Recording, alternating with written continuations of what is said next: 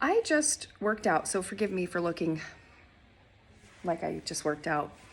One of the things I was just thinking about when I was doing this workout was, that's how you grow. You do difficult things. That's how you grow. And whether it's building muscle or building resilience, part of how you become more durable is you get through difficulty and then you go, oh, I survived that. It made me stronger, made me wiser, helped me learn something about myself I didn't know, right? The thing is, most people don't want to be uncomfortable. Most people don't want discomfort. Who does? It's natural to not want to be uncomfortable or to deal with difficulty, even though we know how valuable that is for growth. So what if you just changed your thinking about difficulty to where you just accept difficulty as a part of life? You enjoy the easy seasons while they last, knowing they won't last forever, cherishing the moments that are joyful and easy while you get them. And then when difficulty comes your way, you also know this probably won't last forever. I'm going to learn from this. I'm going to grow from this. I'm going to take it for what it's worth. I'm just going to do the best I can, knowing I'm human, I'm imperfect, and, we all go through difficulty.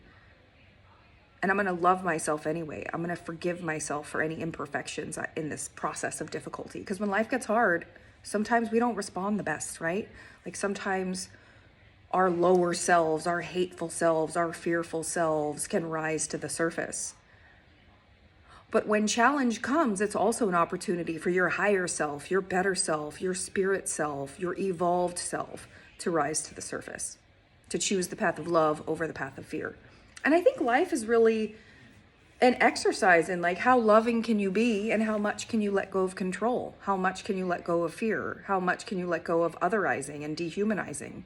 And just choose forgiveness and love for your fellow imperfect beings around you.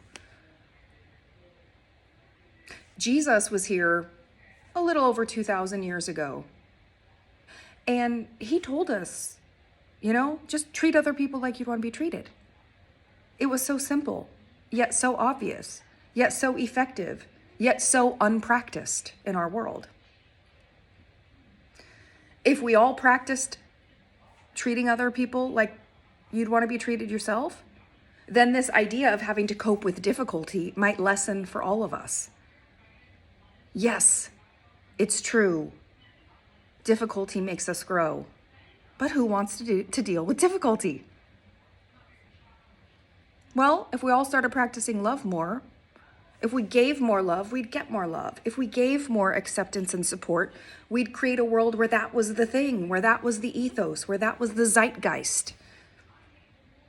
But it starts with having to choose to be better in your world, even in the face of difficulty, even when your lower self asks you and pushes you to be a beast, to step into your animal nature. But it's your cosmic nature that you should go with. We are part of a vast cosmos. We're all the same being, in a way. You identify with your human singular body, I'm sure we all do. Yet we all need to develop an awareness that actually there are whole universes inside us, and there are whole universes that we're in. It's complicated. It's not simple. Your consciousness is stuck here in your brain and thinks that knows everything and that is aware of everything. There's so much we don't know. There's a whole microbiome in your gut that your consciousness has no awareness of. Systems exist inside systems and exist inside other systems. Planet Earth is probably a being of a kind. It's our only home. And look how we treat it. We need to give love to planet Earth too. So anyway, that's pretty much what I wanted to say. Our world feels pretty chaotic right about now. And a lot of what's wrong is because so many people repeatedly chose the path of control, greed, fear, selfishness, and they didn't do what Jesus taught. And it created a polycrisis, along with the age of specialization, where everyone put on our narrow blinders, got in our swim lanes, our cages of specialization, and nobody really looked around and saw the whole picture, and it broke our world. Now we have to fix it, and It's going to be tricky. Fixing the economy, fixing governments, fixing global warming, fixing education, fixing the justice system. These are all things that really, really need fixed, that are not just failing, but truly harming human beings. The 195 governments that exist on Earth don't seem capable of fixing the meta crisis that we're in. Who's going to fix that polycrisis? Polymaths, smart, good people who are willing to lean into difficulty and choose the path of love and not be so egotistical to think you know it all, and just be committed to learning and helping, being of service, treating other people like you want to be treated. That's what would fix our world. We could co-create a heaven right here on Earth where we all have our basic needs met and we're all free to enjoy the human experience fully. Part of enjoying the human experience fully is showing up for the difficult parts the best you can. True. But wouldn't it be nice if we intentionally created a world where we didn't need to survive trauma and difficulty so much? You know what's at the root of a lot of what human suffering is the trauma that's created by these systems that don't work. We're expected to be perfect human beings in a system that's rigged, that's not fair, that's not designed for human thriving. The old world was designed for some to thrive at the expense of many who would suffer. And that's been normalized, and it needs to stop. We all deserve a right to thrive, don't we? We got to use the power of our intelligence, our learn ability, our mental ambidexterity, our wholeness, our synthesis.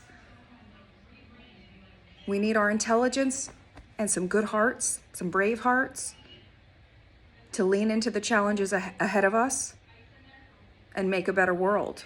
And it needs to be done humanely.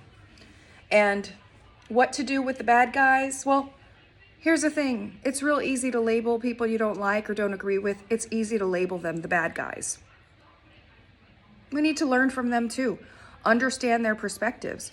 Even if you don't agree, learn from them. Try to put yourself in their mind frame. See the world how they see it for a second, even if you don't agree with it long term.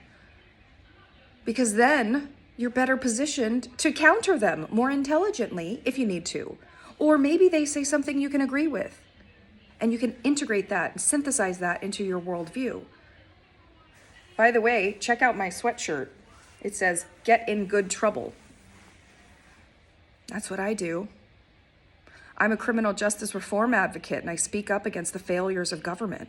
It is truly malevolent in the criminal justice system. The courts, the police, the prisons. It's a humanitarian crisis not enough people talk about. The government is not here to victimize citizens. It is here to help us.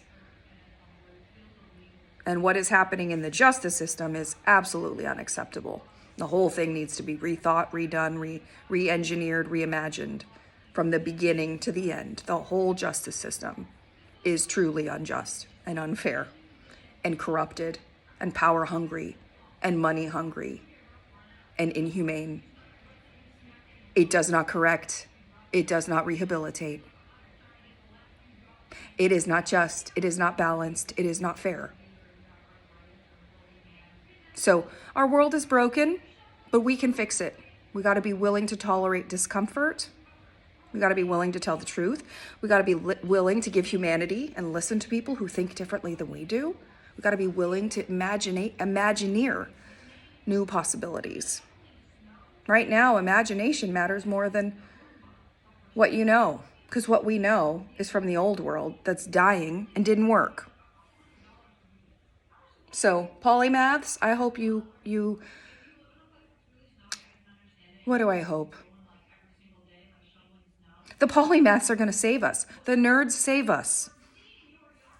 So I hope that the smartest, most capable, most benevolent, most loving humans among us will gather and fix the polycrisis. I'm trying my best to figure out how to help that come to fruition, but it's harder to do than you'd think. And we have to do it in spite of the governments that exist in the world. They're not doing this effort. They think they know how to fix things. No, we got to learn our way to solutions. The political appointees in America are coming in acting like they know how to fix things. I've seen this happen with political appointees many times because I worked at the Executive Office of the President for 6 years. I was a White House intern. Some of you probably don't know that.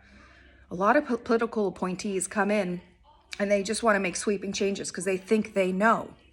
They think they know everything, so they're in a position to decide how to fix it. And that's the wrong attitude. What they should do is come in with an attitude of, I need to learn, I need to figure out, I need to get the right minds around me so we can learn our way to solutions and fix what's broken. Intelligent change, where you knowingly learn first before you draw your conclusions, is what we need. We got to learn our way. When you got problems you don't know how to solve that you've never fixed before, what do? You got to learn your way to the solutions. Polymathy, many learnings.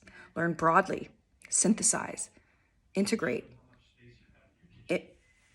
imagine the possibilities. You know, I love to play with possibilities, even if they seem impossible right now. Anything is actually possible, I think. That's how I see the world. So, anyway, polymaths of the world, I hope we can unite and figure out how to, fix our world, get into some good trouble if we have to. Be brave, be warriors for love and truth and beauty. That's what we need, and justice as well. All right, guys, that's all for now. Hope you're doing okay. Bye.